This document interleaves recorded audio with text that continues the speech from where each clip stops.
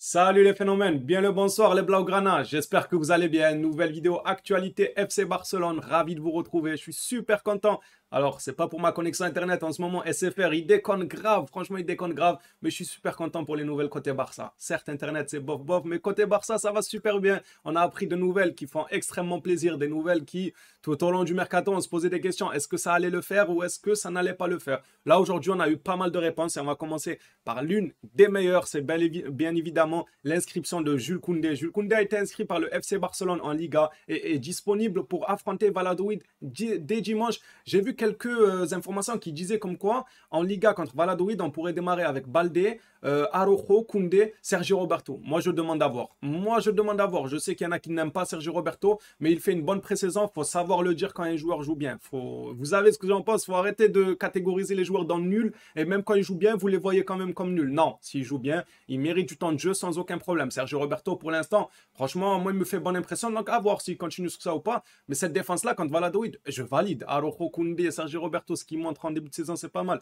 Et Baldé de l'autre côté, je valide. Ce qui me dérange, moi, sur ce dossier, c'est que apparemment, encore une fois, d'après quelques sources, apparemment, Tebas aurait tout fait pour ralentir l'inscription de Koundé, que le Barça a finalement pu inscrire Koundé sans même qu'il ait de départ. Alors oui, il y a le départ d'Umtiti, ça fait quelques heures, mais ça n'avait rien à voir avec le fait de pouvoir inscrire Jules Koundé. Apparemment, c'est juste Tebas qui a fait traîner le dossier pour poser problème dans dans les dernières journées de mercato, tout simplement, pour que le Barça ne puisse pas se focaliser sur d'autres dossiers. Par exemple, si on avait inscrit Koundé une semaine et demie en arrière, on aurait pu un peu commencer à tâter un peu plus le terrain côté Bernardo, côté défenseur droit. Là, non, Tebas, il a pris tout son temps pour lire les dossiers, les leviers économiques, pour valider si tout était bon ou pas. Et aujourd'hui, comme par miracle, il nous dit, OK, vous pouvez inscrire Koundé sans forcément faire des départs ou la masse salariale, tout ça.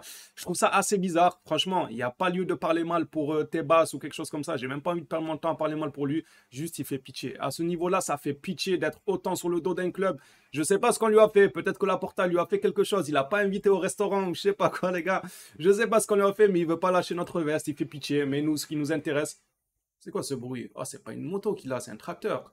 J'espère que ça vous aura pas trop cassé les oreilles, les gars. Il y a une moto qui est passée, on dirait un tracteur. Alors, on va passer maintenant à la deuxième bonne nouvelle, et c'est une extrême bonne nouvelle aussi. Frenkie de Jong a décidé de rester au FC Barcelone. Le Néerlandais est ouvert à des discussions pour réduire son salaire. Eh ben enfin, Frenkie. Mais il a été mandaté par Tebas, Frenkie, c'est pas possible. Pourquoi il nous a pas dit ça lui aussi il y a déjà quelques semaines? Franchement, ils ont tous attendu les derniers jours pour donner l'accord. C'est bien, mais maintenant vous mettez, on va pas dire vous mettez le club dans le pétrin, mais c'est le money time, quoi. Maintenant, le temps, il est précieux. Si tu vas aller chercher un DD, si tu vas aller chercher Bernardo Silva ou peut-être d'autres pistes, maintenant, le temps, il est compté. Chaque heure est comptée. Les négociations doivent aller beaucoup plus vite. Franchement, De Jong, en plus, il aime beaucoup le Barça. Il aurait pu nous dire qu'il est d'accord pour baisser son salaire il y a déjà des semaines. Mais l'essentiel, les gars, mieux vaut tard que jamais. Voilà, on va utiliser les répliques des anciens. Mieux vaut tard que jamais. Maintenant, Frenkie De Jong est prêt à rester avec nous avec une réduction de salaire. Et ça fait extrêmement plaisir. J'espère qu'il nous aidera à tout arracher en Ligue des Champions. Et bien évidemment, mettre un score lourd au Bayern aller-retour. Alors, on va passer à la suite avec Memphis Depay. Vous savez, c'est totalement tombé à l'eau l'accord entre Depay et la Juventus. Il est vrai que Manchester United a eu des contacts. Donc, pendant que l'accord Juventus-Depay tombe à l'eau, c'est Manchester United apparemment qui aurait dans leur petit papier Memphis Depay. Ce n'est ni avancé ni prioritaire, mais il fait partie des noms de la liste. Vous l'aurez compris, il fait partie des noms de la liste de Manchester United, mais ce n'est pas une priorité. Ce n'est pas la priorité absolue. À voir comment Memphis Depay va s'en sortir. Est-ce qu'il trouvera une dernière sortie de secours dans le Money Time, parce que là, il reste à peine quelques jours, ou est-ce que non, et il restera au FC Barcelone, nous on ne sera pas déçus. Dans tous les cas, moi perso, je ne suis pas déçu sur le reste. Pas pour une place de titulaire, vous le savez déjà, mais pour la rotation et tout, je ne serai pas déçu. Le FC Barcelone paiera 2,5 millions pour résilier le contrat de Braithwaite. Je vous ai dit, aujourd'hui, c'est que des bonnes nouvelles. T'as De Jong qui baisse son salaire, t'as Koundé qui est inscrit, t'as Braithwaite, ça va déchirer son contrat, les gars. Laporta, il va arriver, il va déchirer son contrat devant lui, il va lui dire... Tu nous fais chier depuis des mois, on veut que tu partes, tu veux pas partir, ben tiens, ton contrat, je le déchire, je vais te verser tes 2,5 millions. Tu prends tes clics et tes claques et tu sors du Camp Nou. Ah les gars, c'est pas bien, franchement, c'est pas bien qu'il a attendu que le club utilise la manière forte. Il aurait pu...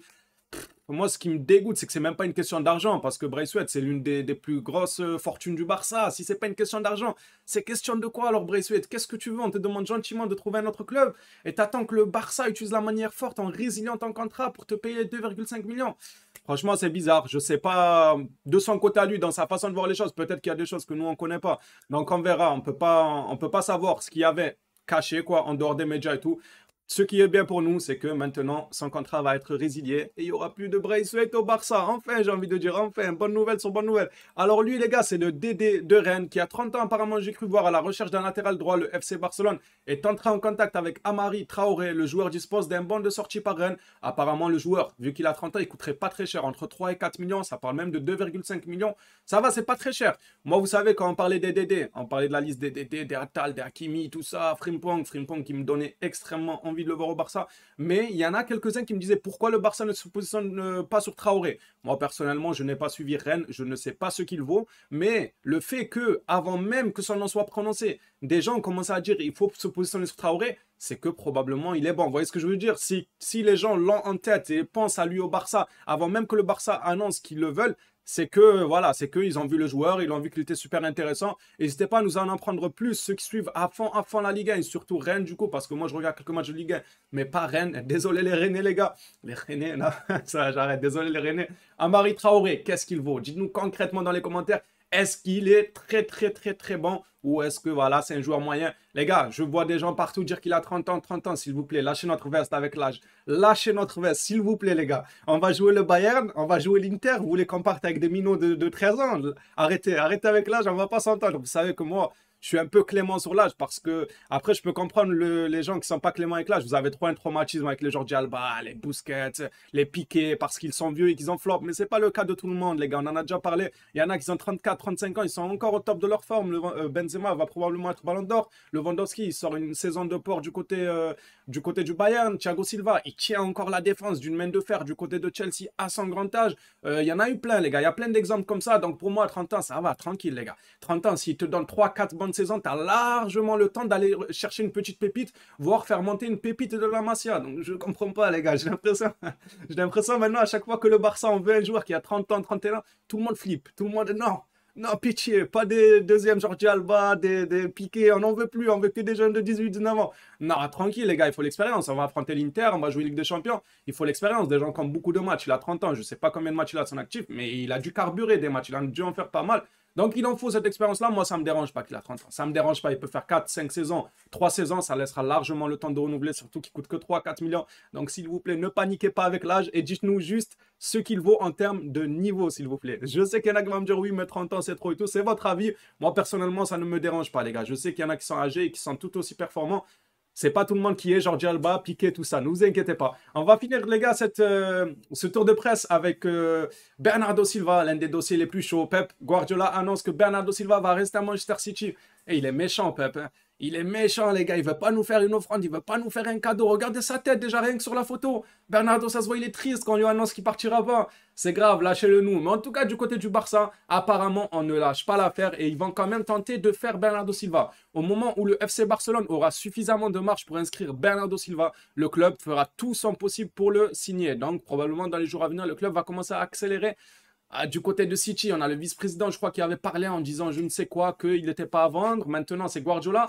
Alors, est-ce que c'est du bluff pour faire payer plus ou est-ce qu'il ne va réellement pas partir? On le saura dans quelques jours. En tout cas, on sera heureux de l'accueillir, nous, Bernardo Silva. N'hésite pas à lâcher ton petit abonnement si la vidéo t'a plu, le petit like, me dire ton avis dans les commentaires sur tout ce que tu as vu, surtout sur Amari Traoré, ceux qui l'ont suivi. N'hésitez pas à nous partager votre connaissance, tout simplement. Et je vous souhaite une excellente soirée. Merci encore pour le soutien, les phénomènes. Surtout, prenez soin de vous.